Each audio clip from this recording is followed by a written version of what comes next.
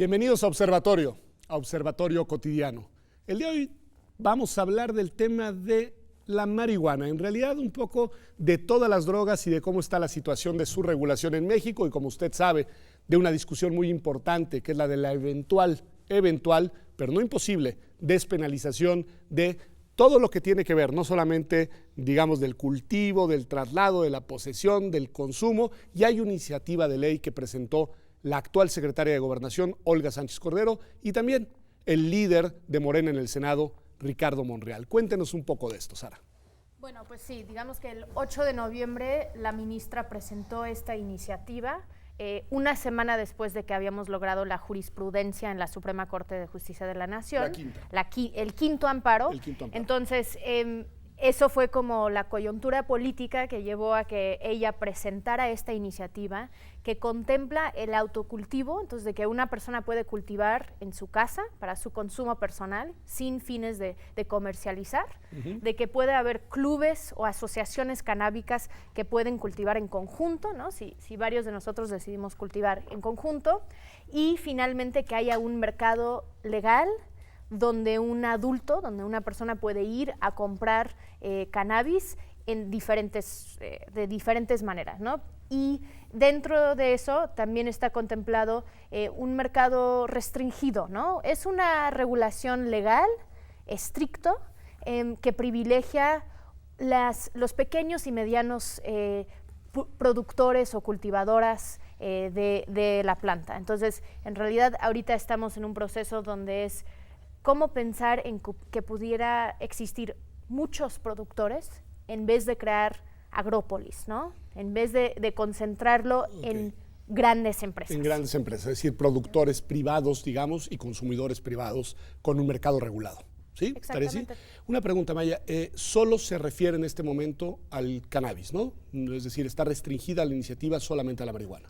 Sí, pero creo que si lo hacemos bien, esto puede ser un buen paso para pensar no solo en las otras plantas y sustancias psicoactivas que hoy son ilegales, sino incluso en las legales, ¿no?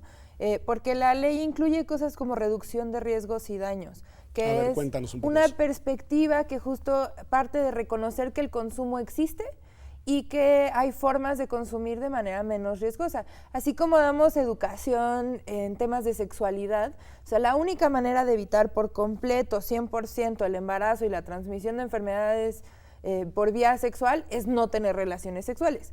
Pero sabemos que la gente las tiene porque son placenteras, porque hay un montón de motivos, y entonces les enseñamos a las personas que usando condón evitas tanto el embarazo como la transmisión de enfermedades o reduces los riesgos. Bueno, lo mismo podemos hacer con las plantas y sustancias psicoactivas, y me parece que esa educación falta no solo sobre las ilegales, sino también tenemos que educar sobre el consumo de azúcar. Los índices de diabetes en México son muestra de ello, sobre el consumo de alcohol, ¿no? ¿Cuáles son las maneras y las estrategias a nivel de política pública de reducción de riesgos y daños que se pueden implementar? Entonces creo que sienta la base para conversaciones mucho más amplias, tanto sobre sustancias legales como, además, siendo un ejercicio de pasar de la ilegalidad a un mercado regulado, nos permite un ejercicio, un ejemplo de cómo se puede hacer esa transición para otras plantas o sustancias, que sin duda tendría que ser distinto, ajustado a las características de cada una,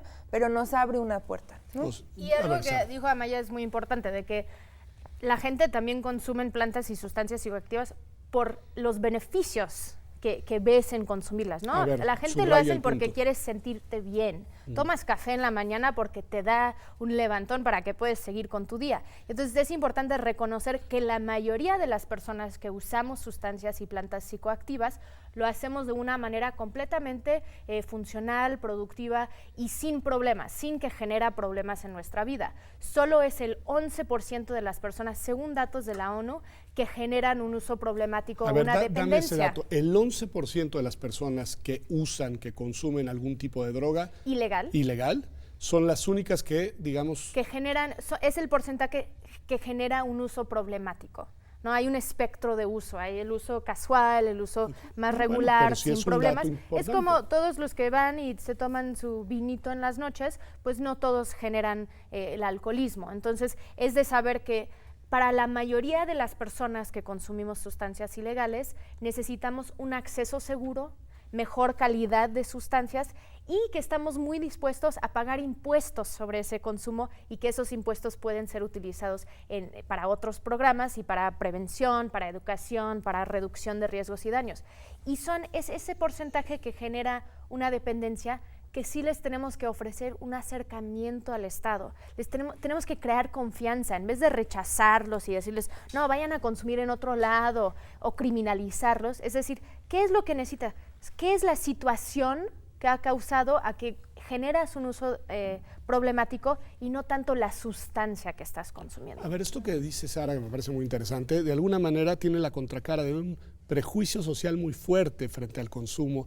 Es decir, ¿cómo remontar eso? Maya, ¿qué dirías, digamos, a un auditorio que mira esto como diciendo, bueno, pero a ver, ¿qué es lo que están pensando?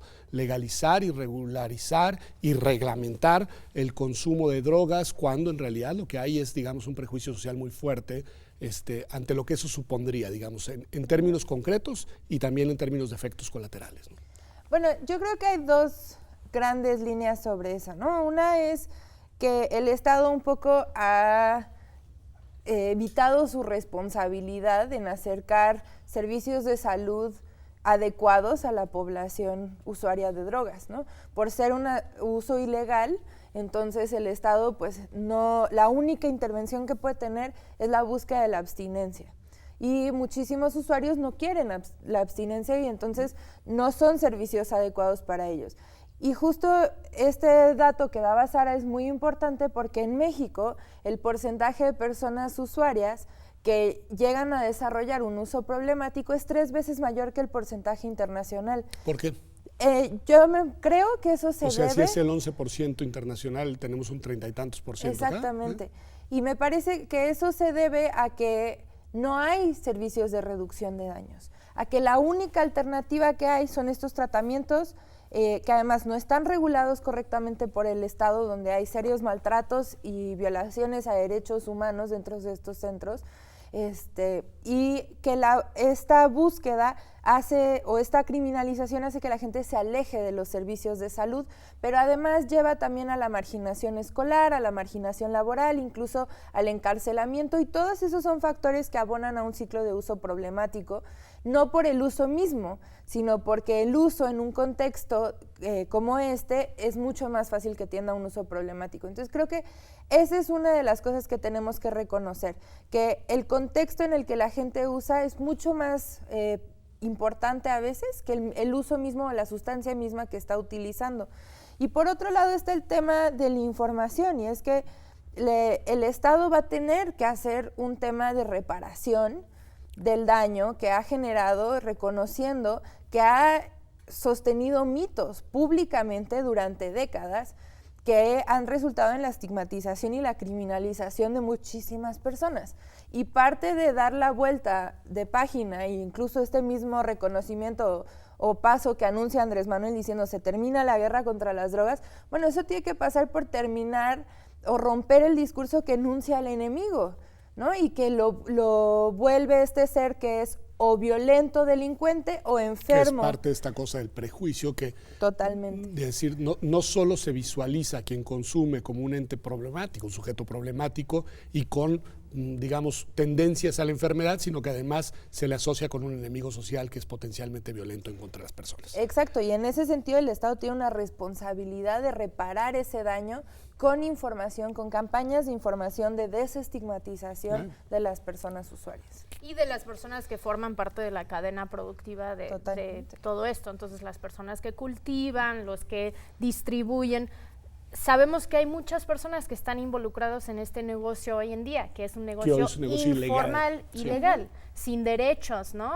Vulnerados de cierta forma. Entonces, es de buscar la manera, como dijo Amaya, de transitar a la legalidad, a asegurar derechos, a desmantelar un régimen que ha provocado mucho daño, porque sería una cosa que esta política pública no funciona, ¿no? Porque todos los años dicen, bueno, es que el consumo ha aumentado, bueno, los cultivos han aumentado, bueno, no la información no está, la prevención no está funcionando. Y es como, pero necesitamos más recursos para seguir haciendo lo mismo. No, eso tiene que parar. Ya tenemos que quitar eso como digo, voltear la página y como se ha escrito dentro del Plan Nacional de Desarrollo también, de decir, la prohibición es insostenible, no podemos seguir haciendo esto. Entonces es para nosotros como sociedad civil empezar a proponer, ok, si no les gusta, hagamos reducción de daños, hagamos la regulación de los mercados, donde hay criterios muy estrictos y muy claros para todos que van a involucrarse en este mercado. A ver, si entiendo bien lo que dice Sara, aquí tenemos dos tipos de costos al menos. Un costo social importante, que además se traduce, según dicen ustedes, en todo este tema que tiene que ver con la violencia y la guerra contra, en este caso, el crimen organizado, vinculado con el narcotráfico, el pueblo, dice Sara, y por el otro lado también costos económicos, Amaya. Sí, por supuesto. O sea, para empezar, este vínculo se ve muy claro presupuestalmente, ¿no? Sabemos que el presupuesto para adicciones, creo que, si no mal recuerdo, para el 2016 era como el 7% del presupuesto que tenían las Fuerzas Armadas en México. Entonces, el gran enemigo son las drogas, el gran objetivo es proteger a nuestros jóvenes del acceso a las sustancias, y lo que estamos haciendo es dando recursos a las Fuerzas Armadas y no dando recursos a los sistemas de salud. Entonces, incluso el acomodo, el ajuste presupuestal está desfasado. Luego también vemos la inversión de recursos, por ejemplo, en el encarcelamiento. Los principales delitos, tanto a nivel federal como a nivel local, por encarcelamiento, son por narcomenudeo. Y representan más que si sumamos todos los encarcelamientos por desaparición, homicidio, violación, robo y un montón de delitos violentos, suman menos todos juntos que la cantidad de personas que estamos metiendo a la cárcel por narcomenudeo. Eso quiere decir que hay policías, jueces, ministerios públicos, más todo el sistema carcelario involucrado, y esos son recursos públicos que estamos invirtiendo. Y que también es costo nuevo económico y costo social, porque además con un daño enorme a la situación de las personas. Te interrumpo y te doy la palabra volviendo, Sara, porque se nos acabó el tiempo. Pero vamos a un corte y regresamos. Aquí estamos en Observatorio Cotidiano, y como usted ve, estamos hablando de este debate importantísimo en torno a cómo regular el tema del consumo, en este caso de cannabis, de marihuana, pero en realidad de todas las drogas que hoy son ilegales en México. Y ya volvemos.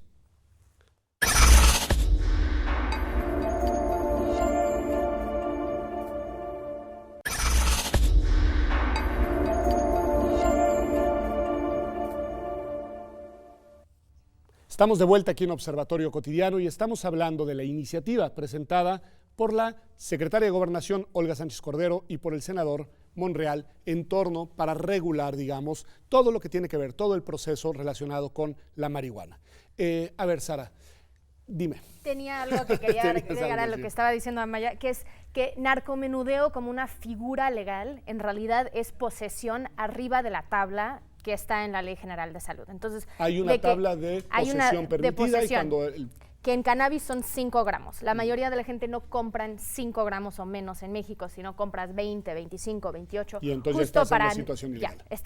Tú ya puedes ser acusado de narcomenudeo. Pero en 2009 creamos esta figura de narcomenudeo que vincula a usuarios.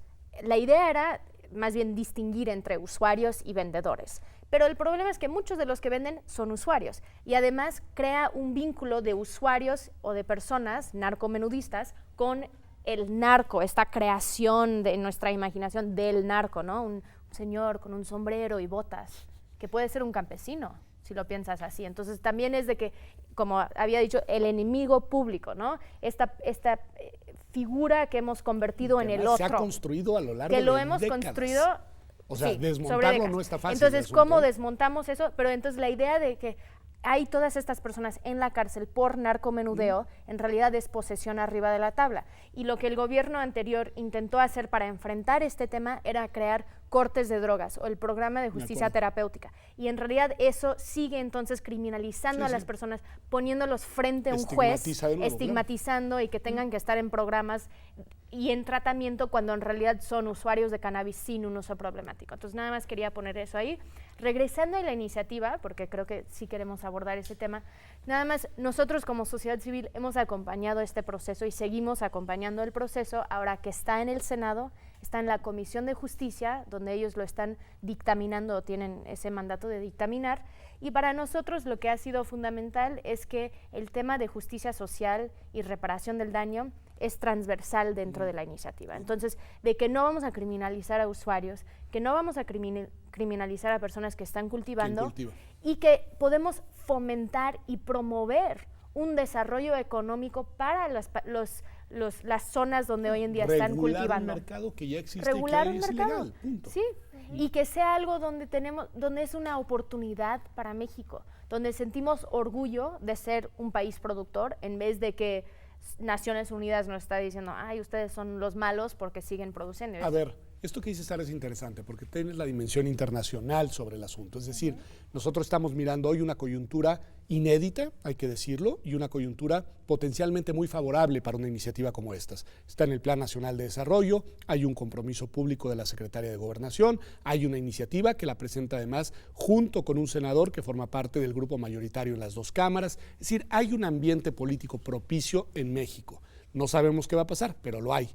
Pero la dimensión internacional pesa y gravita de manera fuerte en este tema. ¿Qué decir de eso, Maya?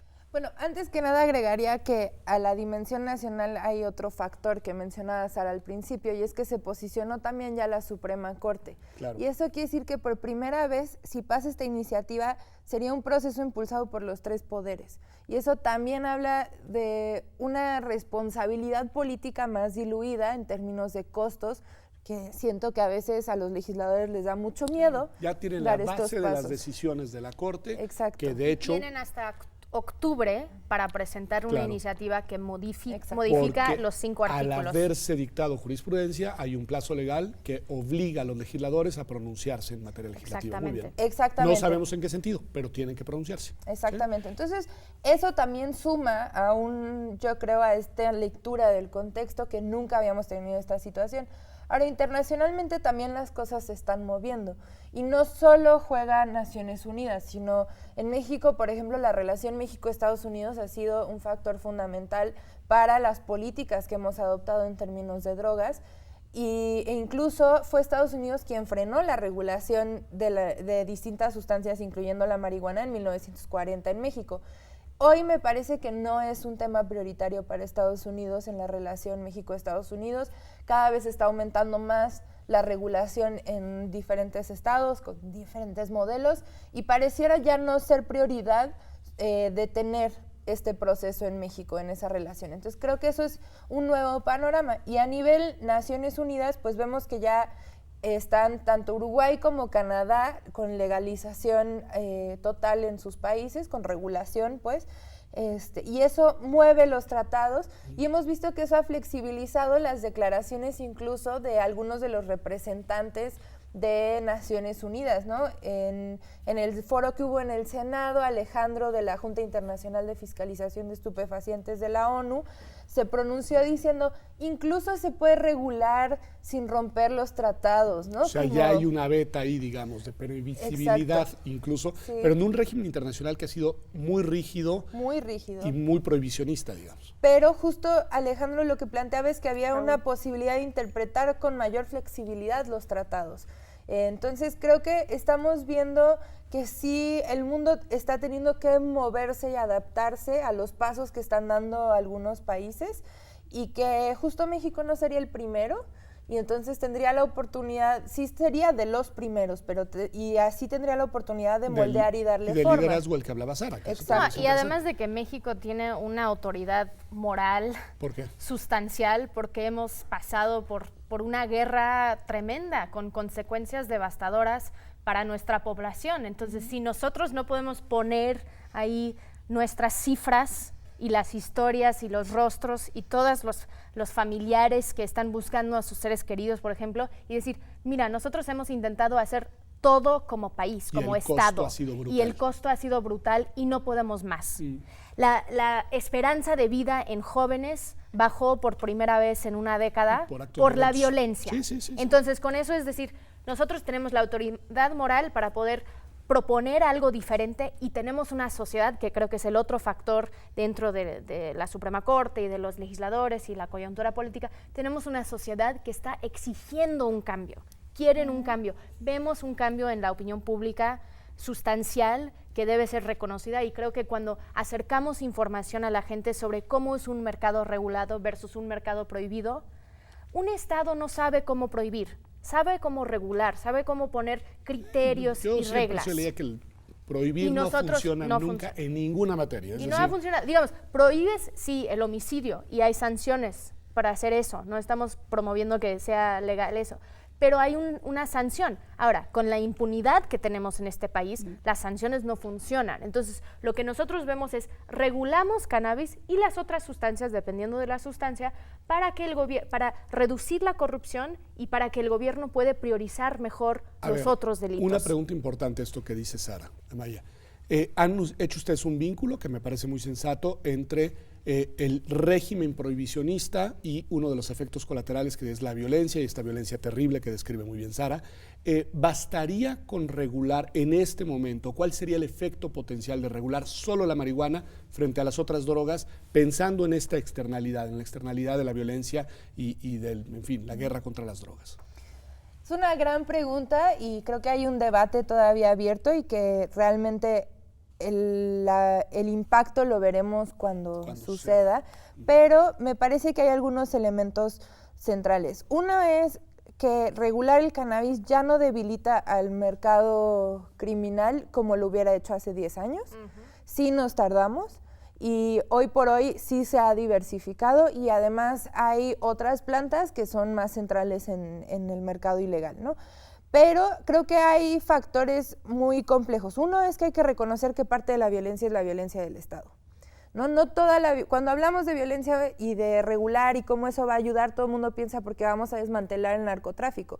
Pero se nos está olvidando que a través de la prohibición estamos justificando acciones estatales que no solo ejercen violencia en el momento, sino que abonan a ciclos de violencia.